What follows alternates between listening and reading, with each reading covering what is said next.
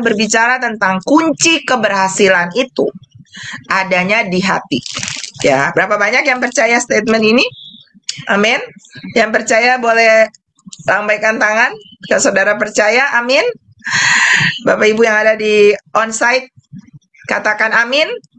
Bahwa kunci keberhasilan itu bukan ada di dompet saudara, bukan ada di otak saudara, bukan ada di kemampuan berbicara yang bagus, bukan ada di apapun, tapi ternyata ada di hati. Nah, ini yang saya mau belajar. Saya mau kita belajar pagi hari ini ya Bapak Ibu. Nah, banyak orang ingin sukses ya, banyak orang ingin berhasil dalam segala hal. Tapi kadang kita salah fokus ya. Sehingga keberhasilan yang kita dapat itu ternyata kalau bahasa umumnya nih loh Bapak Ibu, keberhasilannya nggak halal. Kalau nggak halal kan bisa kena itu ya Bapak Ibu ya, kena hukum ya. Artinya apa yang kita dapat kita bisa makan, kita bisa lakukan apa saja, tapi ternyata nggak halal. Contohnya seperti apa? Keberhasilan yang tidak halal itu seperti apa Bapak Ibu? Misalnya kita kaya, sukses, tapi dari hasil korupsi. Contoh ya, kita bisa punya suami yang ganteng, istri yang cantik, tapi ternyata itu suami orang atau kita selingkuh, ya seperti begitu.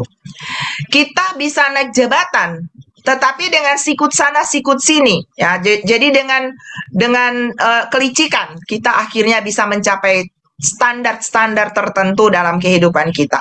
Dengan kata lain, kesuksesan yang saudara dan saya dapatin di atas penderitaan orang lain, alias kita melakukan kesalahan atau membuat orang lain menderita dengan kesuksesan kita. Kita bahagia, tapi dengan tipu sana tipu sini, orang lain susah, kita happy. Ya, itu nggak halal, namanya sukses yang tidak halal. Kita naik jabatan, kita bisa punya istri, ini yang paling parah, tapi kita jual Tuhan. Ya, ada salah satu saudara saya untuk mendapat sebuah jabatan level di dalam status profesinya, dia harus menyangkal Tuhan dan dia memilih untuk tidak. Dan sampai pensiun dia nggak ada di level yang lebih tinggi karena dia memilih untuk sukses tapi halal. Ya Bapak Ibu, ada banyak orang yang cari popularitas, ada banyak orang yang mau cari suami ganteng, istri cantik, kaya apalagi, tapi ujung-ujungnya jual Tuhan. Ya, ini paling parah banget Bapak Ibu ya. Jadi kita dengan kata lain kita menghalalkan hal-hal yang untuk bikin kita bahagia, padahal itu nggak halal gitu ya, seperti begitu. Matius 16 ayat 26 berkata, apa gunanya seseorang memperoleh seluruh dunia, tetapi ia kehilangan nyawanya? Dan apakah yang dapat diberikan sebagai ganti nyawanya? Ini kan kalau memperoleh seluruh dunia kan berarti sukses ya Bapak Ibu. Dunia berkata, wow dia sangat diberkati, wow dia bisa punya mall, wow dia bisa jadi orang yang sangat statusnya tinggi, ekonominya berhasil. Pokoknya kelihatan dari luar tuh baik banget. Tapi kalau kita kehilangan nyawa, ya, punya seluruh yang ada di dunia ini, tapi kehilangan nyawa. Apa nyawa? Maksudnya keselamatan kekal. Jadi kita menghalalkan hal-hal yang tidak halal, kita tidak hidup di dalam kebenaran. Ini yang nanti saya akan bagikan. Dan kita merasa itulah sukses. Ini enggak sukses Bapak Ibu. Ini sukses yang tidak halal, dengan kata lain seperti begitu ya. Dan apa yang bisa diberikan ganti nyawa kita? Keselamatan kekal. Happy di dunia, punya rumah besar, punya jabatan, punya semua yang kita inginkan di dunia. Tapi ketika eksekusi ilahi datang, kita pergi dari dunia ini. Di dunia ini nggak ada yang kekal kan Bapak Ibu. Selesai masa jabatan kita di dunia, alias kita dipanggil pulang oleh Tuhan. Dan ketika tutup mata, buka mata lagi, wow, yang ada di depan penderitaan, yang ada nggak ada batas waktu, penderitaan kekal. Itu yang saya sebutkan kebinasaan kekal. Sukses yang tidak halal ternyata membawa kepada kebinasaan kekal. Sebab itu Amsal 23 ayatnya yang ke-23, saya tahu semua kita hafal ayat ini, mari kita ucapkan sama-sama ya Bapak Ibu. sorry, Amsal 4 ayatnya yang ke-23. Yuk kita ucapkan sama-sama Bapak Ibu. Saudara masih ingat ayat ini? Ayo kita deklarasi sama-sama. Jagalah hati dengan segala kewaspadaan, karena dari situ terpancar kehidupan. Sebutkan sama-sama dengan saya Bapak Ibu. 1, 2, 3. Jagalah hatimu dengan segala kewaspadaan, karena dari situlah terpancar kehidupan. Itu yang tadi saya bilang di awal. Kehidupan, kesuksesan, keberhasilan bukan terpancar dari dompet, saldo, otak yang pintar, bibir yang fasih berbicara, wajah yang cantik atau ganteng. Enggak. Kesuksesan, kehidupan, keberhasilan sejati memancar dari hati. Ya, sebab itu Amsal 23 ayatnya yang ke-23, Salomo berkata, belilah kebenaran dan jangan menjualnya. Jangan pernah menjual kebenaran untuk sukses-sukses sementara yang akan tidak, yang saya katakan tadi tidak halal itu Bapak Ibu. Karena itu akan membawa kepada kebinasaan kekal. Jadi ternyata semua berasal dari hati. Ya, hati yang bagaimana? Hati yang terjaga. Wow, jadi Tuhan suruh kita bukan jaga suami, istri, dompet, atau apalah kekuatan yang kita bisa andalin. Tuhan suruh kita jaga apa Bapak Ibu? Hati. Saya koreksi sebuah lagu yang bilang, Tuhan inilah yang ku mau, kau menjaga hatiku. No, Tuhan bukan jaga hati kita. Tuhan suruh kita jaga hati sendiri. Amin. Kita yang harus menjaga hati kita. Dan bagaimana kita bisa menjaga hati? Kita belajar dari satu pribadi. Dia manusia biasa yang pernah hidup di zamannya. Dan saya yakin dia bisa. Kita juga pasti bisa. Amin. Karena dia bisa mencapai yang namanya sukses sejati. Karena ini rahasianya. Kita baca 2 Tawari 31. 2 Tawari 31, sorry. Ayatnya yang ke-21. Boleh bantu saya multimedia? Kita baca sama-sama Bapak Ibu ya.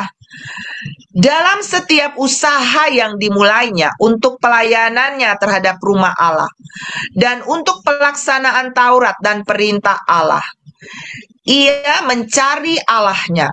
Semua yang dilakukannya dengan segenap hati, sehingga segala usahanya berhasil. Saudara, ini ada seorang raja yang bernama Hizkia. Kalau saudara lihat kalimat yang paling bawah dikatakan apa? Sehingga segala itu berbicara tentang semua, all. Segala usahanya, ya saya percaya bukan cuma dari segi pekerjaan, tapi saya percaya ini keluarga dan semuanya dikatakan berhasil. Nah, apa keberhasilan daripada Hizkia? Mari sekilas kita tengok ke belakang ya Bapak Ibu ya. Kita buka di dalam 2 Tawari. Nanti setelah ini kita belajar apa rahasia sih sampai dia begitu sukses, dan kita lihat kesuksesan dia. Kita lihat di dalam 2 Tawari 32. Kita lihat Bapak Ibu. 2 Tawari 32 ya. Kita lihat. Beberapa ayat saya ambil ya. Ini kisahnya panjang banget ya. Tapi ayat 5 kita lihat sepak terjang Hizkia. Dengan sekuat tenaga Hizkia membangun kembali seluruh tembok yang telah terbongkar, mendirikan menara-menara di atasnya dan tembok yang lain di luarnya. Ia memperkuat juga Milo di kota Daud dan membuat lembing dan perisai dalam jumlah yang besar. Ya. Saudara lihat perkataan-perkataan Hizkia. Nanti saya akan kasih tahu rahasianya, tapi kita sekilas tahu tentang sepak terjang dia. Ayat 7. Kuatkanlah dan teguhkanlah hatimu. Ini perkataan Hizkia. Janganlah takut dan terkejut terhadap Raja Asyur. Raja Asyur itu musuh yang datang menyerang Israel, serta seluruh laskar yang menyertainya. Karena yang menyertai kita lebih banyak daripada yang menyertai dia. Yang menyertai dia adalah tangan manusia, tetapi yang menyertai kita adalah Tuhan Allah kita yang membantu kita dan melakukan peperangan kita. Oleh kata-kata Hizkia Raja Yehuda itu, rakyat mendapat kepercayaan kembali ketika mereka diserang, ya Bapak Ibu ya. Lalu kita lihat di sini juga Hizkia ini adalah orang yang suka berdoa, ternyata ayat 20. Tetapi oleh karena itu Hizkia Nabi Yesaya bin Amos berdoa dan berseru kepada Tuhan. Setiap kali kena masalah, dia berdoa. Nah, saudara lihat ayat 21. Lalu Tuhan mengirim malaikat yang melenyapkan semua pahlawan yang gagah perkasa. Dengan doa, saudara lihat Tuhan yang berperang untuk Hizkia. Pahlawan yang gagah perkasa, pemuka dan panglima yang ada di perkemahan Raja Asyur. Sehingga ia kemalu-maluan kembali ke negerinya. Tuhan mempermalukan musuh. Ya, ada musuh apa yang maju menyerang saudara? Tuhan akan permalukan ya ketika saudara nanti hidup seperti Hizkia. Kemudian ia ditewaskan dengan pedang oleh anak-anak kandungnya sendiri. Ini musuhnya ya. Ketika ia memasuki rumah ilahnya. Demikianlah Tuhan, ayat 22, menyelamatkan Hizkia dan penduduk Yerusalem dari tangan Sanherib Raja Asyur. Ini raja yang cukup terkenal di zaman itu dan sangat punya power yang sangat luar biasa. Dan dari tangan semua musuhnya, dan ia mengaruniakan, saudara lihat, keamanan kepada mereka di segala penjuru. Banyak orang membawa persembahan di Yerusalem untuk Tuhan dan barang-barang berharga untuk Hizkia. Wow, jadi Hizkia diberkati banget Raja Yehuda itu. Sejak itu ia diagungkan oleh semua bangsa. Wow, Hizkia top Bapak Ibu ya. Dia dipromosi Tuhan. Lalu dikatakan di sini, apakah Hizkia ini selalu dalam keadaan baik? No juga. Karena di dalam ayatnya yang ke-25, waktu dia mengalami begitu banyak promosi, ternyata dia bisa terseret ketika hatinya melenceng. Nah, kita belajar bahwa ternyata semua berasal dari hati. Kita bisa salah di satu musim, kita bisa punya hati yang melenceng di satu musim, tapi cepat-cepat reposisi. Contoh Hizkia. Tetapi Hizkia ayat 25 kita lihat, tidak berterima kasih atas kebaikan yang ditunjukkan kepadanya. Karena ia menjadi apa? Angkuh. Sehingga ia dan Yehuda dan Yerusalem ditimpa murka. Ya, Bapak Ibu, ternyata murka Tuhan bisa datang kalau hati apa? Angkuh, sombong. Yang tahu hati sombong itu cuma Tuhan dan kita. Kadang kita bisa berkamuflase dengan perkataan-perkataan yang sepertinya merendah. Tapi yang uji hati kan Tuhan, Bapak Ibu ya. Tapi saudara lihat ayat 26. Dia nggak berkemah di kesombongannya. Tapi ayat 26 keren. Tetapi ia sadar akan keangkuhannya itu. Ini masalah bagi banyak orang ketika dia nggak sadar bahwa dia sombong. Ketika dia nggak sadar bahwa dia punya blind spot yang harus dibereskan.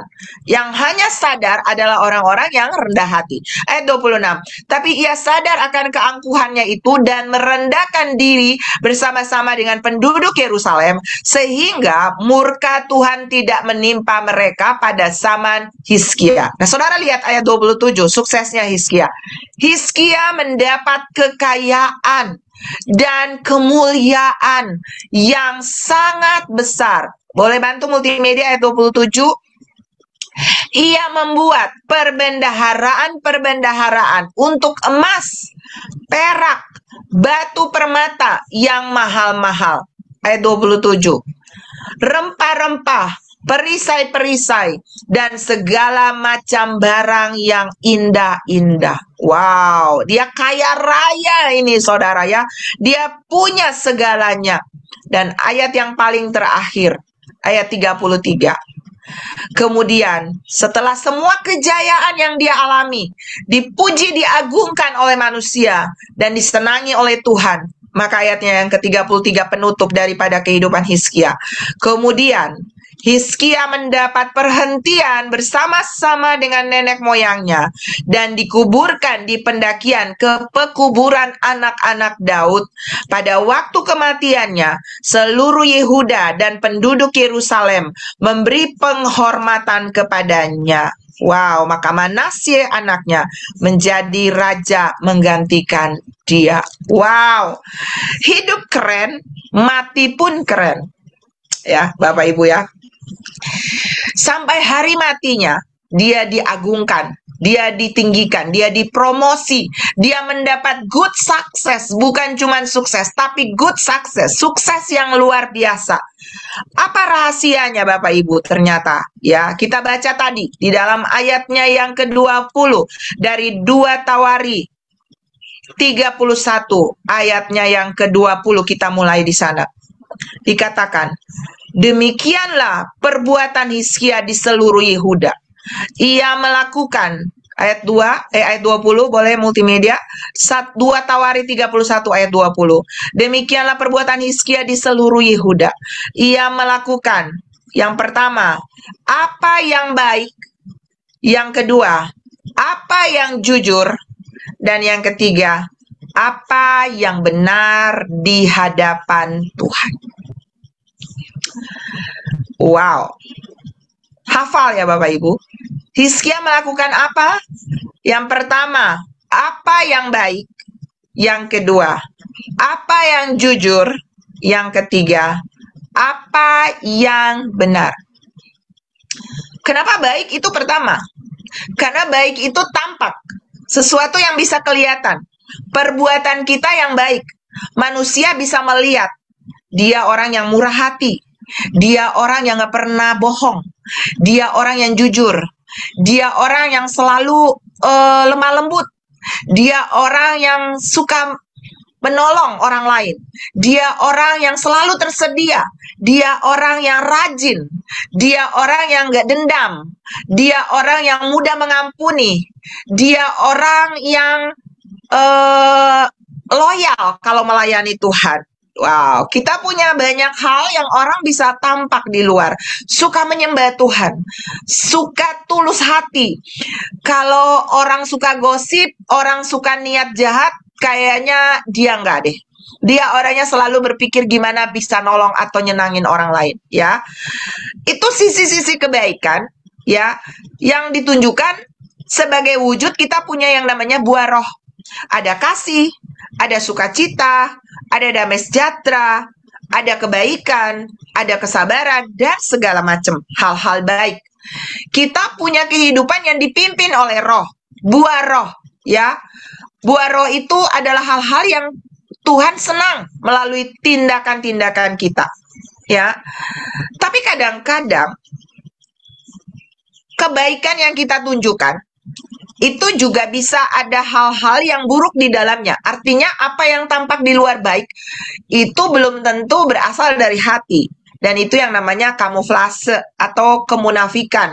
Atau kita baik supaya dipuji orang. Atau kita baik supaya kita dapat sesuatu. Atau kita baik supaya kita dapat imbalan. Contoh, menabur supaya menuai. Benar. Tapi bukankah kalau kita melakukan sesuatu bukan tujuannya semata-mata untuk dapat keuntungan? Tapi karena kita sebagai tanda terima kasih kita kepada Tuhan, udah dikasih nafas gratis, kesempatan hidup gratis, oksigen gratis, diberkati, dan semua hal-hal baik yang kita udah terima. So, apa yang kita bisa balas ya kepada Tuhan? Ya kita memberi hati kita memberi hidup kita melayani Dia, bukan supaya ada apanya, tapi apa adanya yang terbaik untuk Tuhan. Itu yang saya sebut perbuatan yang berasal dari hati yang baik, yang tulus kepada Tuhan. Tapi hal yang kedua yang juga dikatakan di sini adalah jujur. Artinya kebaikan-kebaikan yang kita tunjukkan itu harus betul-betul berasal dari hati. Nggak ada kemunafikan, nggak ada kepalsuan, nggak ada embel-embel karena mau ini, mau itu, nggak. Tapi betul-betul jujur, ya. Perkataan dan hati sama, connect. Kadang-kadang orang suka berkamuflase dengan berkata, itu kan perkataanku aja, itu kan aku cuman ngomong, nggak dari hati, enggak. Apa yang keluar dari mulut itu meluap dari hati. Amin. Jadi kadang-kadang kita nyeletuk ya, marah, atau kita gosipin orang. Selalu ada kesempatan selama kita hidup berbenah. Amin, Bapak Ibu. Jaga apa yang keluar harus hal-hal yang jujur. Apa yang keluar dari mulut itu berasal dari hati. Itu yang namanya kejujuran. Dengan kalimat yang umumnya tuh kita menjadi orang yang muka satu aja, nggak muka dua. Artinya ya udah, inilah saya yang baik, inilah saya yang jujur, inilah saya yang melakukan apa yang Tuhan taruh di hati saya. Dan dasar di atas semuanya ini yang ketiga, apa yang benar. Di mana? Bukan di mata manusia, tapi di hadapan Tuhan Allahnya. 3 hal ini adalah kunci daripada sukses Hizkia. Semua mulai dari hati. Hati yang baik, hati yang jujur, dan hati yang benar. Benar bukan cuma karena dilihat manusia, tapi benar karena mau dipuji dan menyenangkan hati Tuhan. Amin. Saya berdoa pagi hari ini, apapun yang kita kerjakan Bapak Ibu, dengan 3 kualitas ini, dan bagaimana kita bisa punya kualitas ini, ternyata dikasih kuncinya di dalam ayatnya yang ke-21. Dan setiap usaha yang dimulainya untuk pelayanannya terhadap rumah Allah, saudara lihat, semua tanggung jawab dia itu dimulai dari rumah Allah. Kadang orang kalau diajak ibadah, kadang orang kalau diajak melayani di gereja, dia pikir, udah, aku kan sudah sukses di marketplace, aku kan sudah sukses di sekolah. Dan kadang-kadang kita mengabaikan pelayanan di gereja, walaupun misalnya kecil, usher, guru sekolah minggu, singer, WL. Nah, kadang-kadang kita berpikir, itu kan tambahan. Saudara dengar ya, melayani Tuhan harus di atas segalanya. Melayani pekerjaan Tuhan harus jadi pusat daripada seluruh perjalanan kehidupan kita. Dan saya mau kasih tahu bahwa satu penghargaan terbesar kalau kita boleh melayani Tuhan. Satu privilege, satu anugerah, satu kesempatan indah kalau saudara dan saya bisa dipercayakan untuk melayani Tuhan. Jangan pernah disia-siakan kesempatan itu. Kalau diajak, ayo melayani, ayo jadi usher, ayo jadi singer, ayo jadi WL, ayo jadi pemain musik. Jangan pernah berpikir, aku sibuk, aku punya banyak kegiatan. Suami saya selalu mengingatkan anak-anak kami, ingat, apapun kelak pekerjaan kalian, melayani Tuhan harus jangan bilang begini, saya kerja di kantor A sambil melayani Tuhan. Jangan. Saya melayani Tuhan sambil saya bekerja di kantor. Itu harus menjadi salah satu landasan hidup saudara dan saya. Seperti Hizkia, saudara. Dalam setiap usaha yang dimulainya dari mana? Dari rumah Tuhan. Dimulai untuk pelayanannya terhadap rumah Allah. Jadi dia mulai semuanya dari rumah Allah, melayani pelayanannya di rumah Allah. Dan untuk pelaksanaan Taurat dan perintah Allah, ini prioritas hidup daripada Hizkia, saudara. Ya, melayani di rumah Allah dan taat melakukan apapun yang Tuhan perintahkan kepadanya. Dan dia melakukannya nggak asal-asal. Tapi dikatakan di sini, ia mencari Allahnya. Semua yang dilakukannya dengan apa? Segenap hati. Sehingga semua usahanya berhasil. Pagi ini kita sudah mendapat kunci. Bahwa ternyata ketika kita mulai dengan prioritas Tuhan, firman Tuhan berkata, carilah dahulu kerajaan Allah dan kebenarannya, maka semuanya ditambahkan. Jadi uang di saldo Bapak Ibu, di dompet Bapak Ibu, kesehatan Bapak Ibu, kebahagiaan apapun yang Bapak Ibu kejar dalam hidup, itu cuman yang ditambahkan, itu cuman bonus. Tapi yang prioritas di atas segalanya adalah kita mencari Tuhan. Maka semuanya yang Anda butuhkan di dunia, makan, minum, pakai. Minggu lalu saya sharing tentang Tuhan dandanin. Saudara, burung di udara aja Tuhan pelihara. Bunga di padang dia hiasi. Apalagi saudara dan saya, kita kan anaknya. Amin. Pasti dia dandanin, pasti dia pelihara, pasti dia jagai. Tapi bagian kita adalah lakukan ini. Baik, benar, jujur. Amin. Dan semuanya dimulai dengan prioritas kepada Tuhan. Melayani Tuhan. Jangan melayani asal-asalan. Yang penting hari Minggu datang melayani, udah pulang selesai. Enggak. Melayani Tuhan di sini seperti Hizkia. Dengan segenap hati. Mengasihi Tuhan dengan segenap hati. Melayani Tuhan dengan segenap hati. Buatlah sampai Tuhan tuh keren banget. Keren banget. Tuhan puji. Bahkan kalau setan datang Tuhan bilang, lu udah lihat belum anakku yang ada di CKF Center? Kamu udah lihat belum anakku yang ada di Jakarta APL Tower? Kamu udah lihat belum anakku yang ada di Manado? Kamu udah lihat belum anakku yang ada di Surabaya? Kamu udah lihat belum anakku yang ada di manapun Bapak Ibu Saudara berada? Mata Tuhan mengamati kita. Dan Alkitab berkata, hari-hari ini mata Tuhan sedang menjelajah seluruh bumi untuk mencari orang-orang yang bersungguh-sungguh hati terhadap Dia. Untuk apa? Untuk melimpahkan kekuatannya. Wow. Dunia sedang krisis kekuatan. Ada masalah ekonomi, ada masalah sakit penyakit, ada krisis kejahatan yang semakin meningkat di mana-mana. Tapi saudara dan saya, ketika Anda ditemukan oleh CCTV Tuhan, karena Anda punya hati yang sungguh-sungguh cari Tuhan. Ini passwordnya, saudara. Cari Tuhan dengan segenap hati. Maka buahnya tadi, baik, jujur, benar. Semuanya itu akan menarik semua berkat, kekayaan, kekuatan, kesehatan, dan semua yang terbaik dari Tuhan. Saya bersaksi beberapa hari yang lalu, sudah 1 minggu lebih yang lalu, saya punya sebuah, mau dibilang sakit, saya baru sadar bahwa itu sakit. Lalu saya nggak nyaman, kadang-kadang itu muncul. Dan anak saya sudah minta suami saya doakan, dia sudah doakan, dan saya yakin saya sudah sembuh. Tapi kadang-kadang masih muncul ya. Lalu kapan nih? 1 minggu lebih yang lalu, anak perempuan saya bilang sama dia, Aceh, aduh mama itu alami yang itu lagi sakit seperti begitu. Lalu dia tunjuk bagian yang sakit, dia bilang gini, mama percaya Tuhan berkuasa, mama percaya mujizat masih ada. Saya bilang, saya percaya.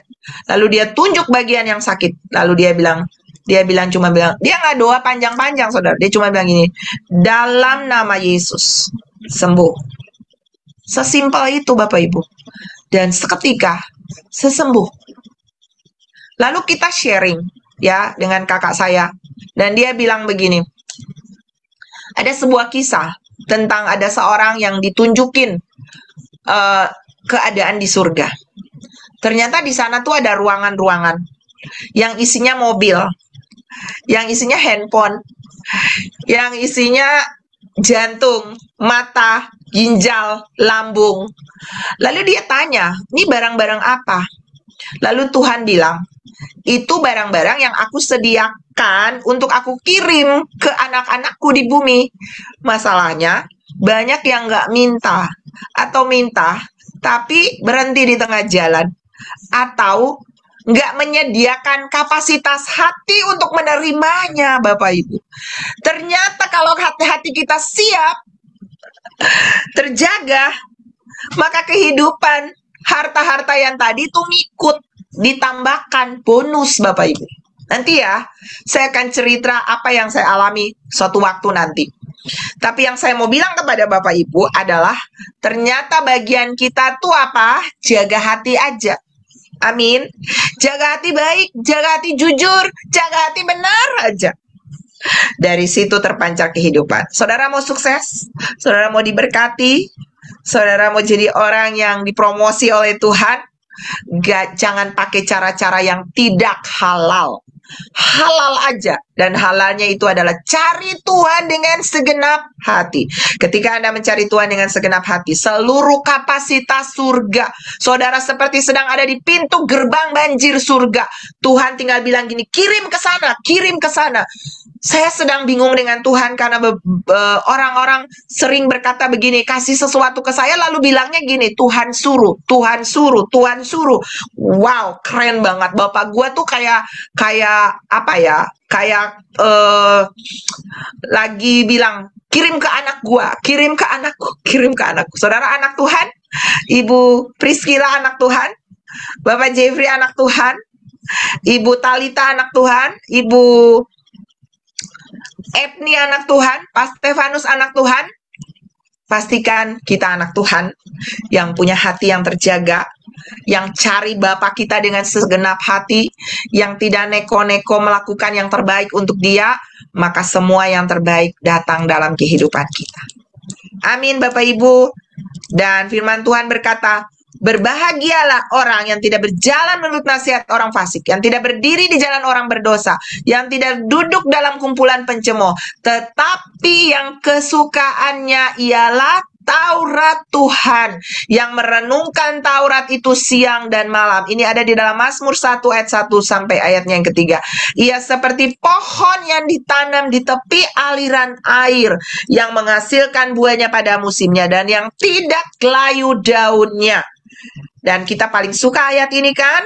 Apa saja yang diperbuatnya berhasil.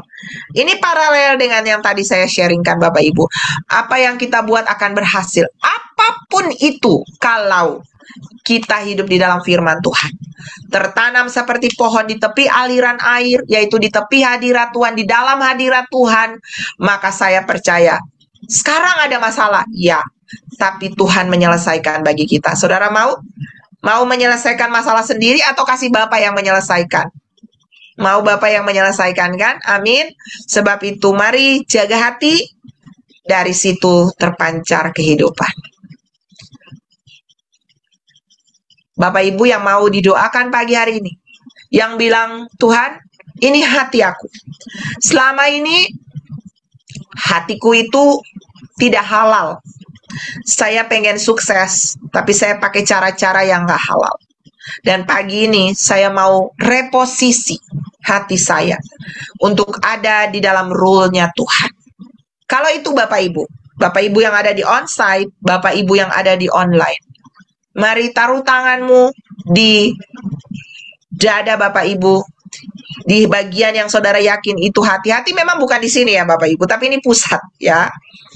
Taruh tanganmu di dada. Dan saya mau berdoa bagi Bapak Ibu.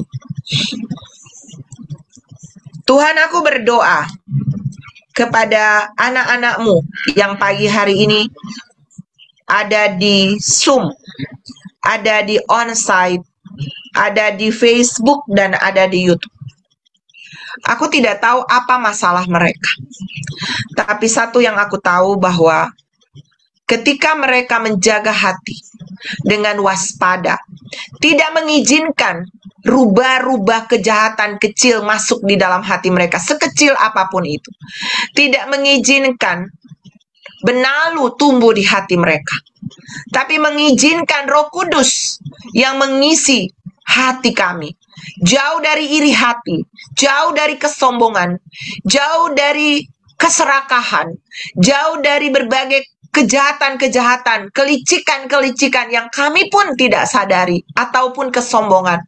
Tuhan, maka hamba percaya, pagi hari ini juga, semua yang menjadi masalah, ada solusi baginya. Karena kami tidak sendirian, tapi kami berjalan bersama dengan Tuhan. Dan hari ini aku berdoa, Roh Kudus, berikan bagi kami hati yang baru.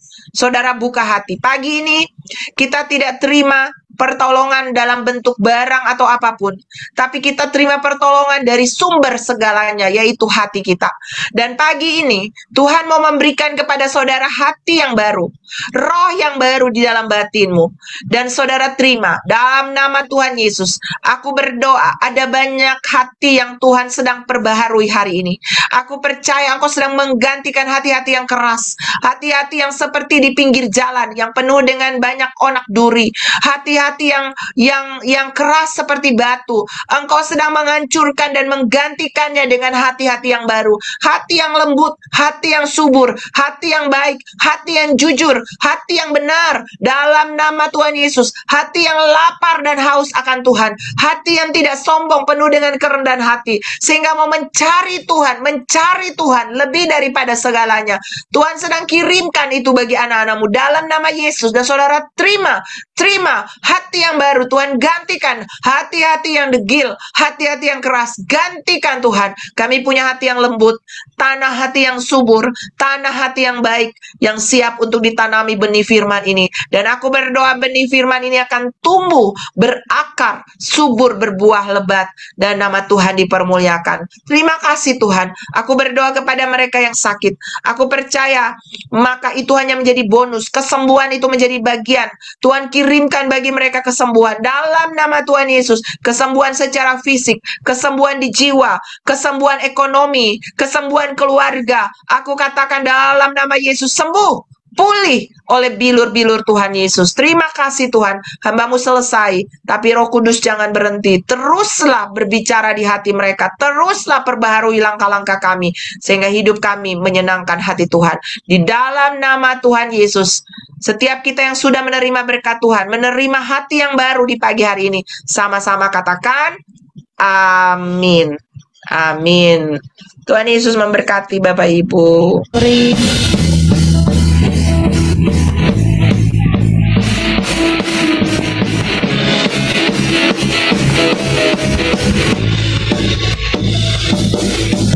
Seindahnya pelangi,